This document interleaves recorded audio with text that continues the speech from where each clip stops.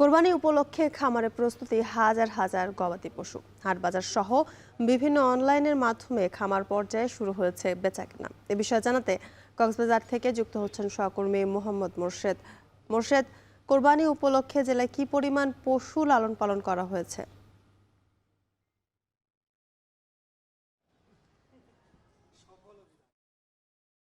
কোরবানির ঈদকে সামনে রেখে কক্সবাজারে এখনো আনুষ্ঠানিকভাবে কোনো পশুর হাট না বসলেও খামারি পর্যায়ে মোটামুটি জমে উঠেছে পশু কেনাবেচা।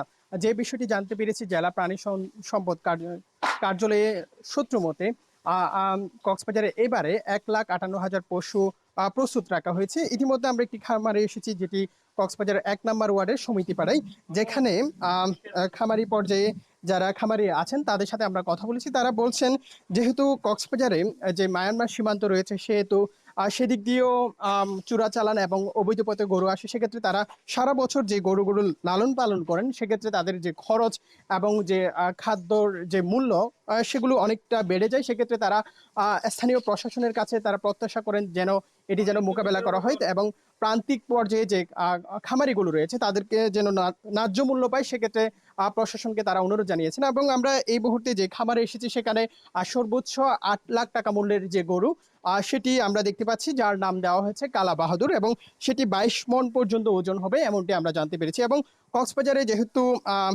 ঈদের পবিত্র ঈদ উল আজহা ঘনিয়ে আসছে, সেহেতু দিন দিনই বেড়ে চলেছে যে গরু কেনার যে আগ্রহ, সেটি কিন্তু আমরা দেখতে পাচ্ছি। এবং ইতিমধ্যে কক্সবাজারে যে খামারটি রয়েছে, সেখানে দুপুর থেকে বিকেল নামতেই হচ্ছে ক্রেতারা আসেন এবং তারা দেখে দেখে যাচ্ছেন এবং তাদের পছন্দের যে পশুটি, সেটি কিনতে তারা কিন্তু বিভিন্ন খামারে যাচ্ছেন। যেহেতু এখনো আনুষ্ঠানিকভাবে কোনো ধরনের পশুর হাট বসেনি, তবে 1 সপ্তাহ পর কক্সবাজারে কুরবানির পশুর হাট বসবে। সেক্ষেত্রে স্থানীয় যে প্রশাসন এবং পৌরসভার 1 নম্বর পৌরসভায়, কক্সবাজার পৌরসভার যে খরুশকুল রয়েছে, সেখানে পশুর হাট বসবে বলে আমরা বিষয়টি জানতে পেরেছি। এবং আপনাদেরকে দেখানোর চেষ্টা করছি কক্সবাজারে যে খামারটি রয়েছে। এখানে একজন প্রান্তিক যে খামারি আছেন, তার সাথে আমরা কথা বলেছি। তিনি আমাদের বলছেন যে স্থানীয় প্রশাসনের কাছে তারা বারবার অনুরোধ জানাচ্ছেন, যেহেতু মায়ানমারের অবৈধ গরু কক্সবাজারে আসে, সেক্ষেত্রে যে খামারগুলো রয়েছে, খামারিরা লাভবান হওয়ার জন্য কিছুটা তারা স্থানীয় প্রশাসনের কাছে অনুরোধ জানিয়েছেন। সেই বিষয়টিও আমরা আপনাদেরকে জানানোর চেষ্টা করছি এবং দেখানোর চেষ্টা করছি। কক্সবাজারে যে খামারটি রয়েছে,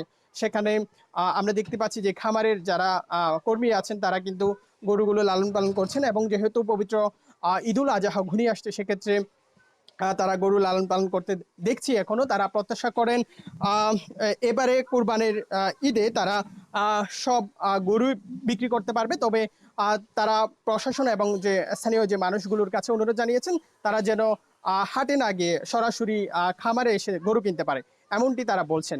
এবং কক্সবাজার জেলা প্রাণী সম্পদ অধিদপ্তরের কার্যালয় থেকে আমরা জানতে পেরেছি, এবারে কক্সবাজারে 1,58,000 পশু প্রস্তুত রাখা হয়েছে। এ ছিল আমার কাছে সর্বশেষ কক্সবাজার থেকে।